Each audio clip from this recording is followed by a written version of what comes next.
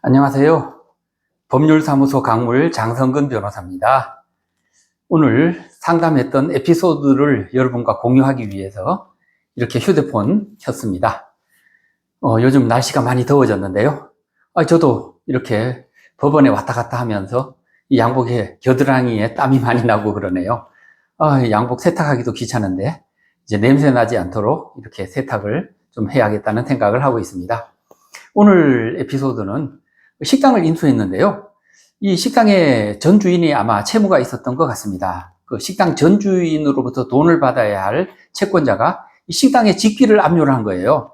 어떻게 말하면 여러분들 아시다시피 빨간 딱지를 붙인다 그러죠. 의자, 에어컨, 또 냉장고 이런 데 딱지를 붙여서 아니 고객들이 보면 아이고 이 사람 이거 무슨 이렇게 무슨 빚졌구나 이런 이야기를 들을 수 있으니까 어떻게 하면 좋으냐고 저를 찾아왔어요.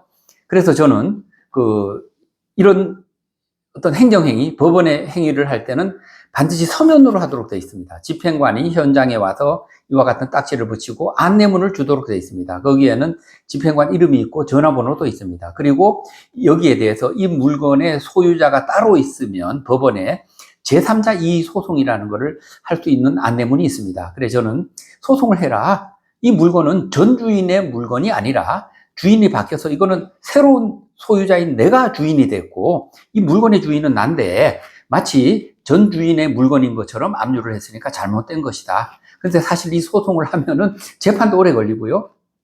이 딱지 붙은 거 계속 사용해야 되니까 또 한편으로는 이 물건 값이요. 얼마 안 됩니다. 몇십만 원뿐이 안 될 거예요. 이 집행관실에 바로 전화를 하라 그랬습니다. 제가 있는 데서 전화를 했죠. 그러니까 보통 집행관 분들은 사무실에 없습니다. 다 외근 나가 있습니다. 외근 나갈 땐 늘 열쇠 하시는 분과 세트가 돼서 짝을 이루어서 가서 잠겨진 문을 따고 압류 딱지를 붙입니다.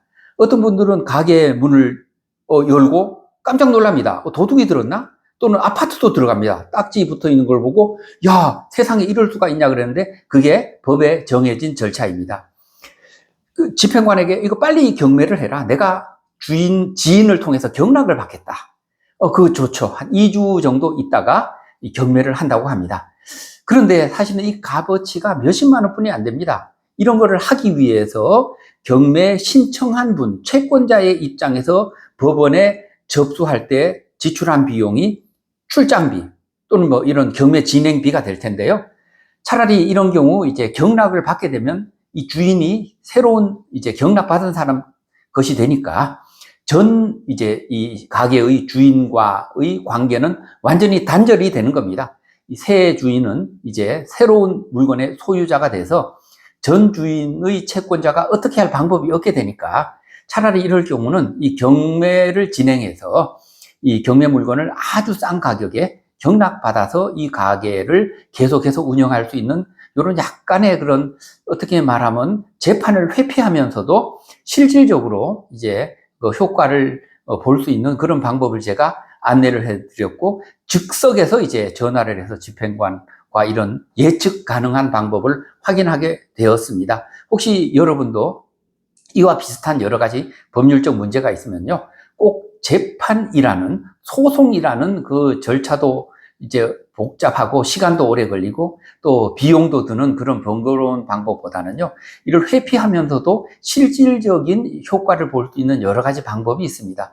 이것은 책에 나오는 그런 방법이 아니거든요. 교과서에 없이 오랜 경험을 통해서 습득하고 또 변호사 혼자서는 알 수 없고요. 여러 변호사와 이렇게 상의를 해서 알 수 있습니다. 여러분들도 혹시 이런 문제가 있으면요, 어느 한 변호사에게만 얽매이지 말고 특히 광고 보고 찾아가는 변호사 사무실에서는 계약을 하고 사인을 하고 나오시면 안 됩니다. 반드시 하루 이틀 더 생각해 보겠다, 다음에 오겠다 하고 일단 나오셔야 됩니다. 그리고 다른 변호사에게 전화를 하거나 또는 똑똑 여러 몇 군데 변호사 사무실을 찾아가서 상담하고 비교 분석한 이후에 어느 믿을 만한 변호사 한 분을 찾으셔야 됩니다. 오늘 간단히 오늘 있었던 에피소드 설명드렸고요. 이제 조금 제가 이렇게 여러분들과 함께 카메라 앞에 서는 것이 익숙해진 듯합니다. 아직까지는요, 발음도 좀 또렷하지 못하고 어눌한 면이 있는데 조금 더 발전적인 모습을 보이도록 하겠습니다. 함께 해주셔서 고맙습니다.